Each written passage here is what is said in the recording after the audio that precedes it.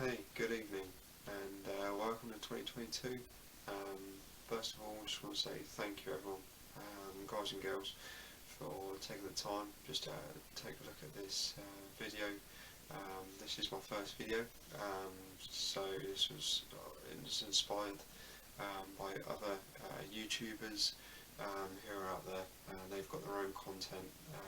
They've got many subscribers, but more importantly their content is detailed, and this is something that I want to follow. I feel I need the content to be clean, crisp, and moreover accurate. So this is the channel TPinvest. I'm going to do weekly videos, and this one in particular is part one of three. I'm going to start off with my experiences in property renovations and investment. So if there are people out there who are interested, please take the time now, grab pen, paper, take mental notes, however you do it best, and let's get right into it. So, thank you again. Here we go. Like I said, let's get into it.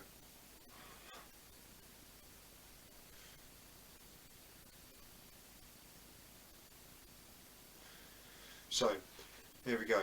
I want to get into this, starting by back when I was at the young age of 21. I'm now pushing into my later 20s, nearly there at the 30. Let's not say that too loud. But like I said, 21. This was, a position where I was in just coming out of the party, sort of every weekend, maybe even a Wednesday for a cheeky bev and a game of pool, sort of lifestyle. And I got to the stage, I was working, I was putting in so much overtime.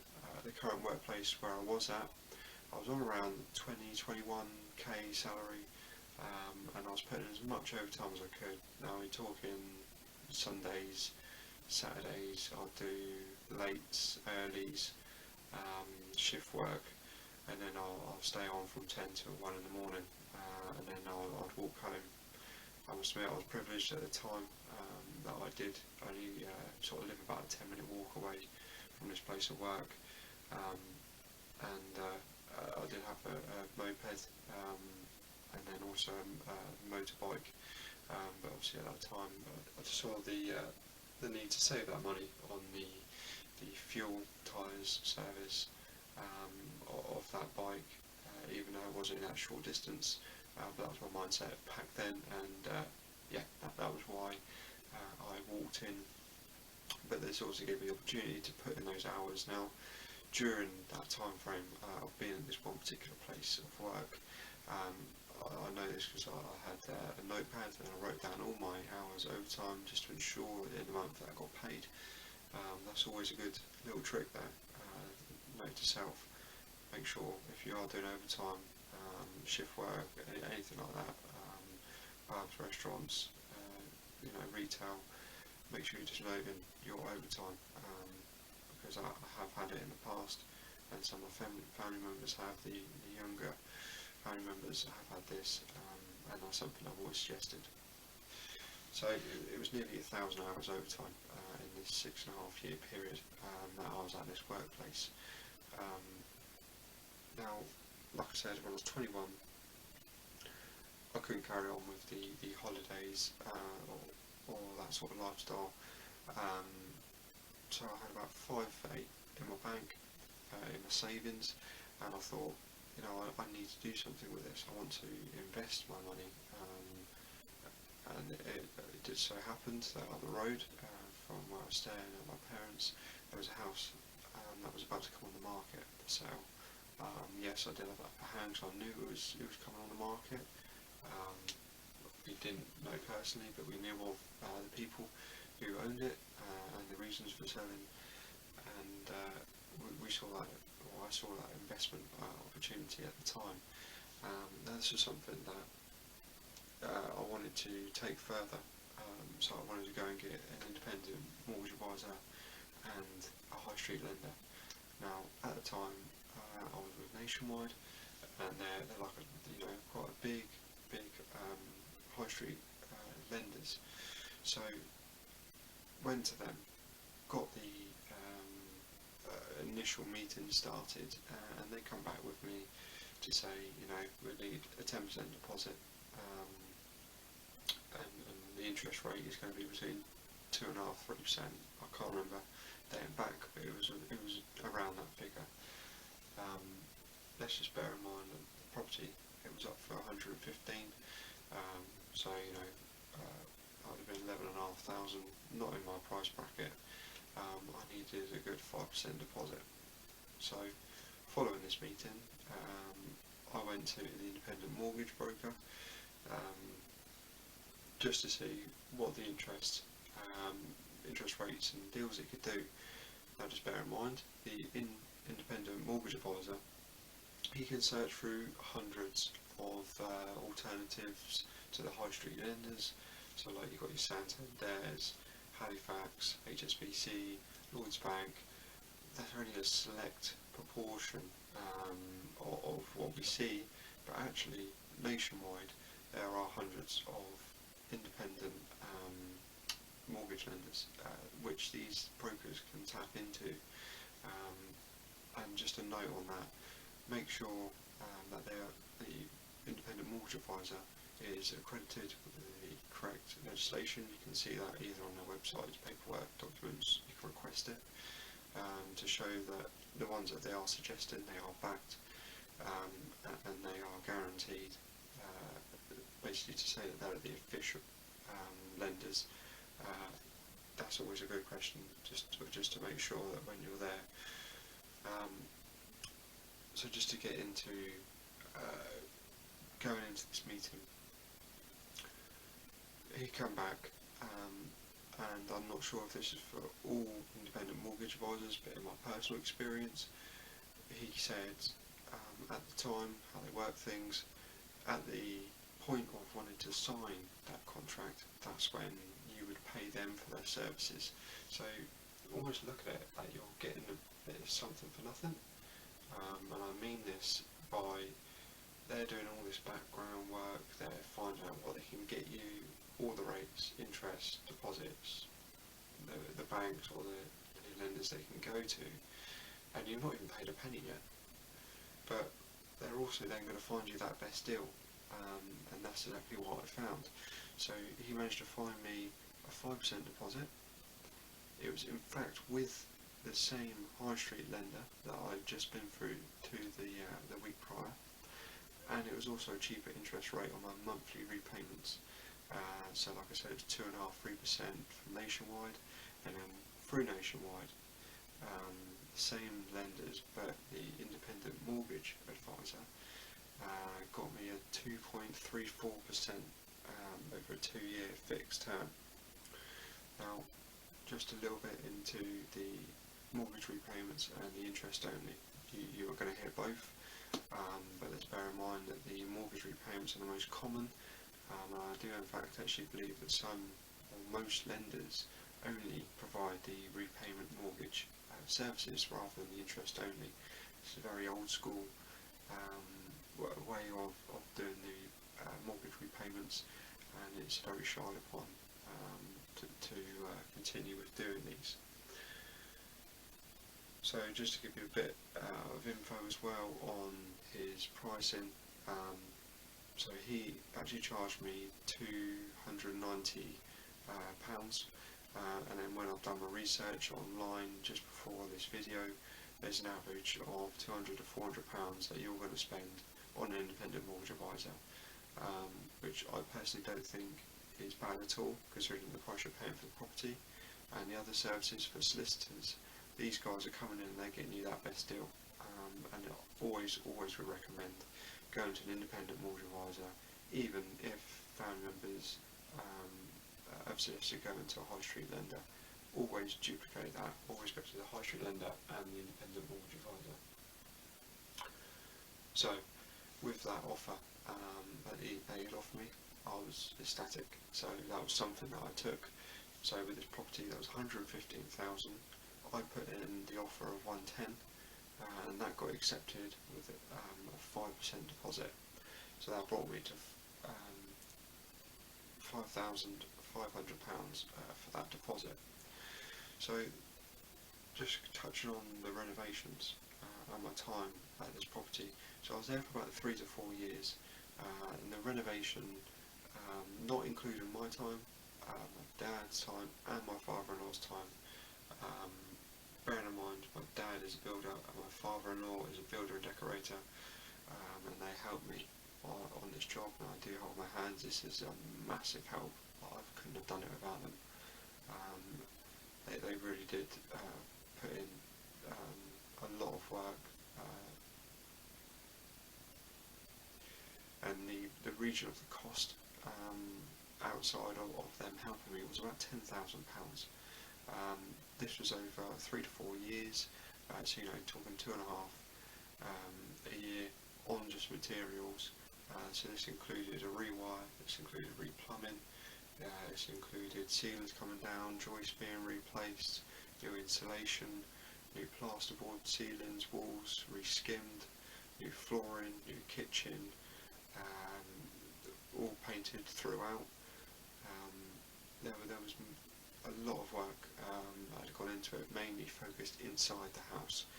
So the outside we would just tidy up, cut some bushes, tidy up the trees. This was a mid-terraced, 2 up, 2 down, 2-bedroom property on the road, so there was no parking with this property. So with that all being said, I managed to obviously complete this, and then my partner at the time, who is now my wife, we decided we need to make that next step. We want to move, and we went to 3 individual estate agents. Now the estate agents, obviously they think they can do the world for you, and rightly so, they can get you a great offer because that's their skill set, but just bearing in mind that they're all going to fight against each other. So that's why we wanted 3 individual estate agent offers, so then we can put all 3 on the table, not turn on what the other had suggested, and then you've got a good ballpark figure, because they obviously want to be the best, but then they also want to do their customer, which is the buyer, as well as the seller, a great offer. So that's just maybe a little tip there. Don't disclose what the other estate agents had said. You can give, I don't know, like a region, but I think that just gives something for them to lead on to and maybe tag down, because they know if they're in and around the other estate agents, or even the interests that they may charge on the sale of the property, they may just try and undercut them. Now, just bear in mind their reputation. If they're a local estate agent firm, and just look at the sort of properties they may deal with and the price ranges that they're in, and make sure that they show you these as well when they come round to discuss on the offer and the viewing. So put the property on for offers in excess of 150,000. This was something because our next door neighbour had only just sold with one of the estate agents that we actually chose in the end to go with, and they sold for 150. So being next door, ours was basically a brand new house internally. We thought, why not? Let's just go for the same. In fact, I think next door had an ensuite upstairs, and I think that was the only difference between the houses. So put on for excess of 150, and we had by the end of a fair few viewings, within that sort of, I think it was over a period of 2-3 months, we got an offer that we accepted of 152,000. So let's get into the number crunching real quick. So including the initial deposit and £2,500, which I committed in overpayments every month, or when I could, at least when I had that additional money, it actually came to in the region of about £52,000 profit the sale of this property. So at the age of in my mid-20s, with a 5% deposit, which was about 5.5, with solicitors, the purchase was £900, and the Independent Mortgage Advisor was £300, and the materials and work, which with my monthly wages at that time was very hard, extremely hard, and I can't shy away or lie or anything about that. You know, if you're going to go into it at a young age, then full respect, and you will persevere if you want it. If you want it that much, you will persevere with it, and that's something that you've got to stick to, and that's got to be your motto, and that's got to get you through it. Of course, you're gonna have those days where you think, you know, this isn't going to happen. I'm not going to do this. But please, you know, there's people out there. There are communities out there, and then there's also channels like myself, you know, that show it can be done, and it's only growing, and it is the best investment you can make. So, like I said, you're going to reap the reward. It was a huge impact in my life, and it still is to this day. This is our third property, which we're currently in now, that we moved in 6 weeks ago, and you know, like I said, part of this one of the 3-part videos. I'll get on to the second and the third property currently, and then I'll follow suit as we go through our next sort of steps within this market that we want to be in. So just to sort of sum it up, round it up, there's a lot of money to be made in bricks and mortar, and you can get the saying of you know, brick and mortar is always safe,